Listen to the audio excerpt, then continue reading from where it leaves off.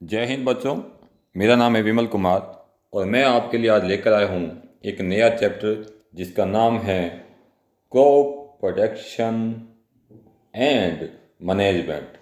इस चैप्टर में हम सीखेंगे कि कैसे हम क्रॉप का प्रोडक्शन कर सकते हैं और कैसे हम उसको मैनेजमेंट कर सकते हैं। यानी कहने का मतलब कैसे हम उसका केयर कर सकते हैं, कैसे हम उसको रख सकते हैं, ये सारी बात करेंगे हम इस चैप्टर के अंदर। अब क्रॉप प्रोडक्शन के अंदर सबसे पहली जो बात आती है वो यही आती है कि क्रॉप क्या होती है। अब देखिए बच्चों, क्रॉप का मतलब क्या है। क्रॉप का मतलब ये होता है कि जब किसी भी एरिया के अंदर लार्ज स्केल के अंदर क्या लगे होते हैं, बहुत सारे सेम प्लांट्स लगे होते हैं, तो उसे हम क्या बोलते हैं, नोन एज द क्रॉप। अब देखिए, आपने देखा होगा कि कहीं पे राइस की खेती हो रही है, तो वो राइस की जो खेती हो रही है उसके अंदर आपको ओनली किसके प्लांट दिखेंगे, राइस के। सेम वैसे ही अगर वीट की, गेहूं की खेती हो रही है तो वहां पर आपको कैसे प्लांट दिखेंगे, वीट के या गेहूं के प्लांट आपको दिखेंगे। तो उसी को हम क्या बोलते हैं बच्चों, नॉन एज द क्रॉप। अब देखिए बच्चों, अब दूसरी बात आती है कि हमारे इंडिया के अंदर कितने टाइप के क्रॉप सेशन होते हैं, यानी कौन कौन सी ऐसी ऋतुएं होती है जिसके अंदर हम क्या कर सकते हैं, क्रॉप का प्रोडक्शन कर सकते हैं। तो अगर हम सेशन की बात करूं सबसे पहले बच्चों, तो हमारे इंडिया के अंदर 3 टाइप के मेन क्रॉप के लिए क्या होते हैं, सेशन होते हैं। पहला होता है खरीफ, सेकंड होता है रबी और थर्ड होता है जायद। अब देखिए, अपनी जो एनसीईआरटी दी गई है 8th क्लास की, उसके अंदर ओनली कौन से दिए गए हैं, खरीफ और रबी। हम इनके बारे में ज़्यादा डिस्कशन करेंगे, जाहिद के बारे में हम कम डिस्कशन करेंगे। अब देखिए, अगर मैं खरीफ की बात करूं बच्चों, तो खरीफ की जो फसल है उसके अंदर आपको सबसे पहले याद ये करना है, खरीफ जो होती है उसे हम बोलते हैं रेनी सेशन की क्रॉप। अब देखिए, आप सभी जानते हैं कि जो हमारा इंडिया है उसके अंदर जो फसलें होती है वो कब होती है, रेनी सीजन में। अब रेन कब आती है हम सभी जानते हैं, जून के आसपास। और जून से लेकर लगभग सितंबर तक क्या रहती है, रेन यानी बरसात का मौसम रहता है। तो जून से लेकर सितंबर तक का जो टाइम होता है बच्चों, उसे हम क्या बोलते हैं, खरीफ क्रॉप। अब दिमाग में ये क्वेश्चन आता है कि खरीफ की जो फसल होती है वो कौन कौन सी होती है। तो हम इजी एग्जाम्पल याद करेंगे जिससे आपको बहुत अच्छी तरह से याद हो जाएगा। तो उसके एग्जाम्पल है राइस और कॉटन। आप मोस्टली देखते हो। अगर आप थर्ड करना चाहते हो तो मेज याद कर लीजिए। राइस, कॉटन और मेज, ये 3 ऐसी क्रॉप्स होती है जो क्या होती है, हमेशा रेनी सीजन में होती है। इसके अलावा भी बहुत सारे होती है, ज्वार होती है, बाजरा होती है। तो ये सारी जो फसलें होती हैं वो खरीफ की होती है। अब देखिए बच्चों, अब हमारे पास में जो दूसरा एग्जाम्पल आया है, जो दूसरी क्रॉप आई है, सॉरी, वो कौन सी आई है, रबी। अब देखिए रबी कब होती है, रबी को हम जानते हैं विंटर क्रॉप के नाम से। ये जो फसल होती है ये होती है अक्टूबर से लेकर मार्च के बीच में। तो जब विंटर का टाइम आता है तो हमारे इंडिया के अंदर क्या होती है, कुछ फसलें होती है जो कब होती है, अक्टूबर से लेकर मार्च तक कंप्लीट होती है। तो ऐसी फसलों को हम क्या बोलते हैं, रबी के नाम से जाना जाता है। अब फिर मैंने कहा कि यहाँ पे हम इजी एग्जाम्पल याद करेंगे। उसका एग्जाम्पल कौन सा याद कर सकते हैं आप, वीट, और कौन सा कर सकते हैं, मस्टर्ड। इसके अलावा आप सभी देखते हो कि सर्दियों के अंदर मटर यानी ग्राम भी आती है, तो ग्राम का एग्जाम्पल भी आप याद यहाँ पे कर सकते हैं। अब देखिए स्टूडेंट, अब ये तो होगी 2 एग्जाम्पल जो एनसीईआरटी में आपको दिए गए हैं। तीसरी एक क्रॉप और भी होती है जिसे हम जायद के नाम से जानते हैं।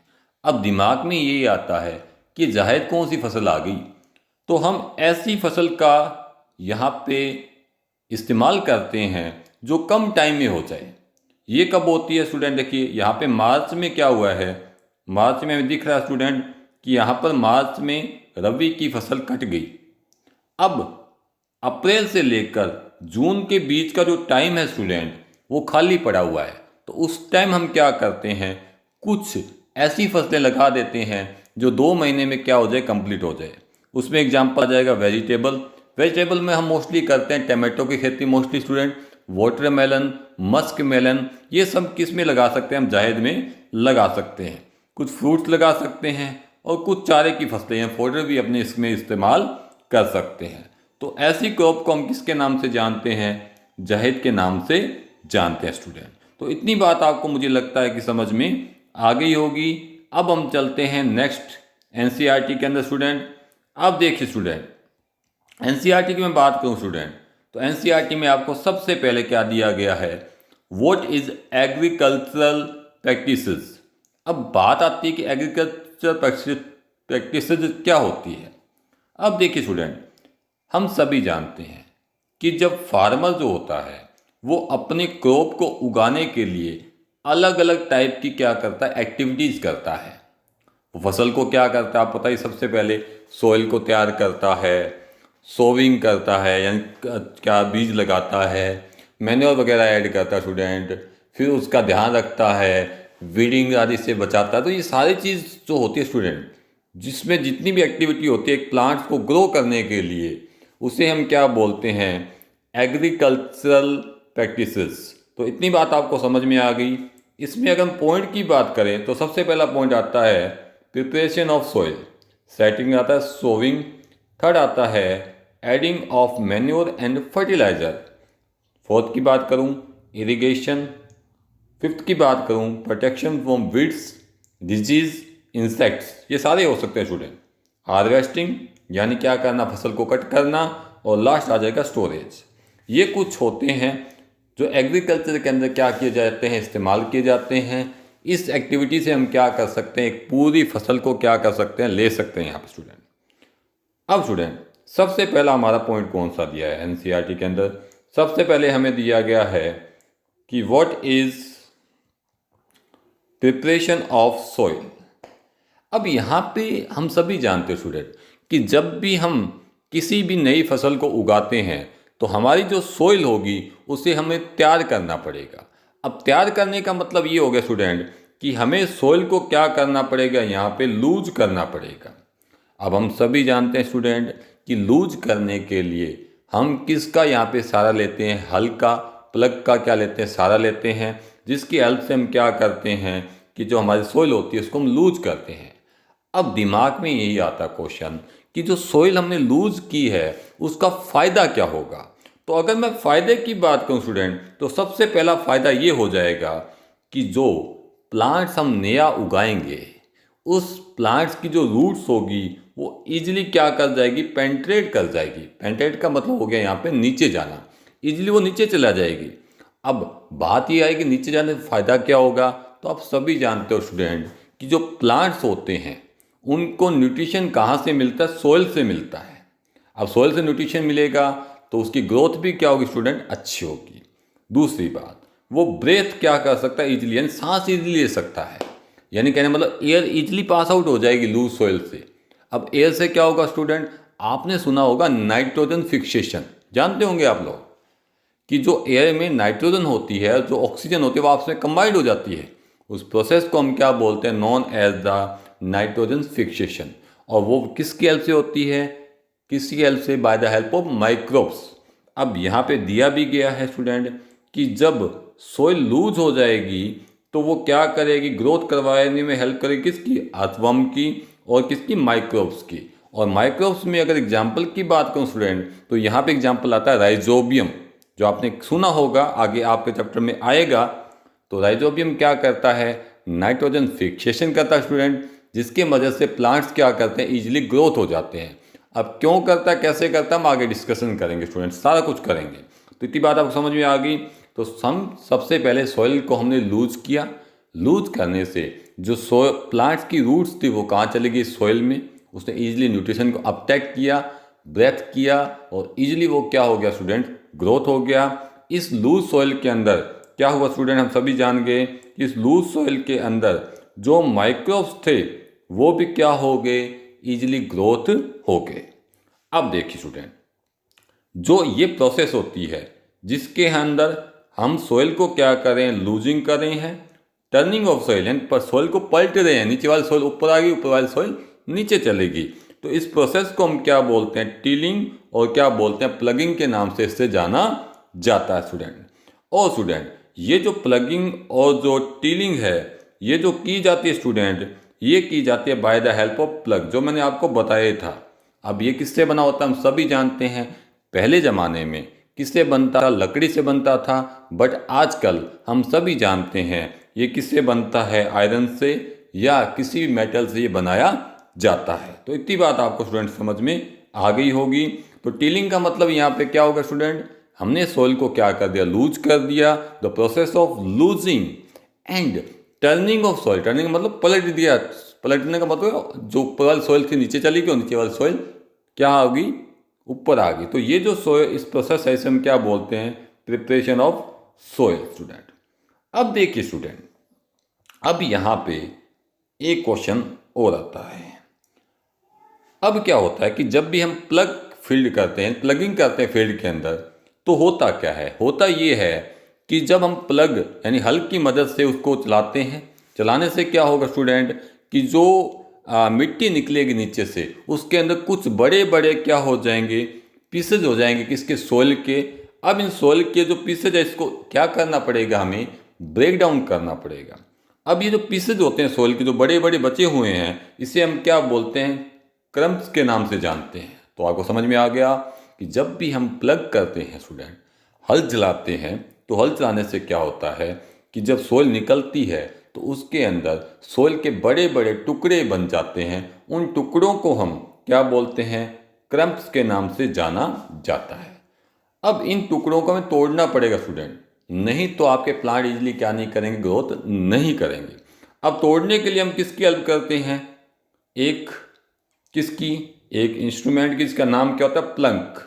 क्या नाम होता है स्टूडेंट, प्लग। जो तो आपको दिख रहा है स्टूडेंट, ये देखो पीछे आपको लकड़ी के अंदर एक चीज़ दिख रही है यहाँ पे, है ना, इसको हम क्या बोलते हैं स्टूडेंट, प्लंक बोलते हैं। ये एकदम क्या होता है, रेक्टेंगुलर शेप के अंदर होता है स्टूडेंट, ठीक है, फ्लैट होता है और ये लॉन्ग होता है। जब ये चलता है ज़मीन के ऊपर ट्रैक्टर के पीछे स्टूडेंट, तो ये इजीली क्या करता है, बड़े जितने भी सोइल के पीसेज है उनको स्मॉल पार्ट्स के अंदर क्या कर देता है, ब्रेक डाउन कर देता है स्टूडेंट।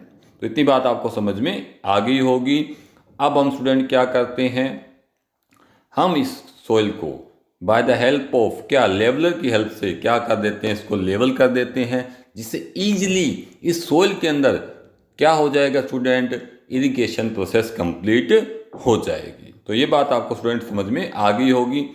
अब स्टूडेंट बात आती है कि सोइल को तैयार करने के लिए हमारे पास में क्या क्या होना चाहिए। तो अगर मैं सोइल के तैयार करने के लिए बात करूँ स्टूडेंट, तो यहाँ से सबसे पहली बात क्या हो सकता है, प्लग, दूसरा क्या है, हो, तीसरा क्या हो सकता है, कल्टीवेटर। इन तीनों की हेल्प से हम क्या कर सकते हैं स्टूडेंट, हम सोइल को क्या कर सकते हैं, प्रिपरेशन कर सकते हैं स्टूडेंट। अब देखिए स्टूडेंट, पुराने ज़माने में क्या होता था, पुराने ज़माने में ये होता था कि हम किसका यूज करते थे, यहाँ पे प्लग का यूज यहाँ पे करते थे, जिसके अंदर क्या होता था, एक लकड़ी से बना क्या होता था, एक प्रोसेस, एक इंस्ट्रूमेंट होता था, जिसके अंदर क्या होती थी, प्लग शाफ्ट होती थी स्टूडेंट। ये दिख रहा है आपको स्टूडेंट, ये है प्लग शाफ्ट। और ये जो नीचे वाला जो आपको एरिया दिख रहा है स्टूडेंट, इसको हम क्या बोलते हैं, प्लग शेयर। तो होता क्या था, पहले ये जो प्लग शाफ्ट थी उसके ऊपर क्या होता था, एक बीच में लकड़ी लगती थी स्टूडेंट, उस लकड़ी को हम क्या बोलते थे, बीम, जो आपको ये दिख रही है अभी। ये जो बीम है किस पे रखी जाती थी, बेलों के ऊपर रखी जाती थी। आजकल आप नाटकों के अंदर भी देखते हो, कई बार फिल्में पुरानी दिखाते हैं, नाटक की फिल्में देखते हो आप लोग, तो उसके अंदर बेल दिखाते थे पहले। बेल आजकल तो नहीं है, पहले होते थे, आजकल ट्रैक्टर वगैरह आ गए स्टूडेंट। तो पहले क्या होता था, धरती को हम क्या करते थे, प्लगिंग करने के लिए, टीलिंग करने के लिए हम किसका यूज़ करते थे, प्लग का, जो किससे बना होता था, वुड से बना होता था।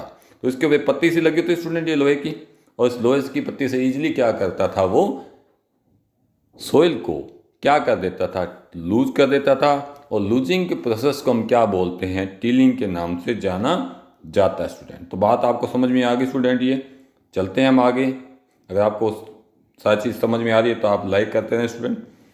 अब स्टूडेंट अगर हम बात करें हो की, अब हो जो है ये क्या होता है आप सभी जानते हो, ये फावड़ा जिसे आप देखते हैं फावड़ा, उसको हम क्या बोलते हैं, हो बोलते हैं। अब होता क्या था स्टूडेंट कि जो हो है उससे हम इजीली क्या करते हैं, by the help of mechanical easily क्या करते हैं, उससे हम मिट्टी को क्या कर सकते हैं, लूज कर सकते हैं। बट इससे टाइम बहुत ज़्यादा लग सकता है स्टूडेंट, तो इसलिए हम क्या किया, इसको थोड़ा मॉडिफाइड कर दिया और सेम इसकी तरह ही एक क्या बना दी, हो और बना दी, जो किसके पीछे लगती थी, बेलों के पीछे लगाई जाती थी। सेम देखो आपको दिख रहा है ना, ये रोड होगी, यहाँ पे बीम होगी, बीम तो किस पे लगेगी, बेल के ऊपर रखी जाएगी। ये रोड होगी और रोड के पीछे नीचे की तरफ क्या लगी होती थी, एक बैंड प्लेट लगी होती थी जो आगे से तीखी होती थी और इजीली ये सॉइल को क्या कर देती स्टूडेंट, लूज कर देती थी स्टूडेंट। अब देखिए स्टूडेंट, हम आगे चलते हैं। आगे की मैं बात करूं तो नेक्स्ट हमारा जो आएगा वो आएगा कल्टीवेटर, और ये जो कल्टीवेटर वाला पार्ट होगा वो हम करेंगे स्टूडेंट नेक्स्ट वीडियो के अंदर। अगर ये वीडियो आपको पसंद आया स्टूडेंट तो मेरे वीडियो को लाइक कीजिए और शेयर कीजिए। मैं आने वाले टाइम में ज़्यादा से ज़्यादा अच्छे वीडियो आपके लिए लेकर आऊँगा। मेरा वीडियो देखने के लिए आप सभी का धन्यवाद। Thank you.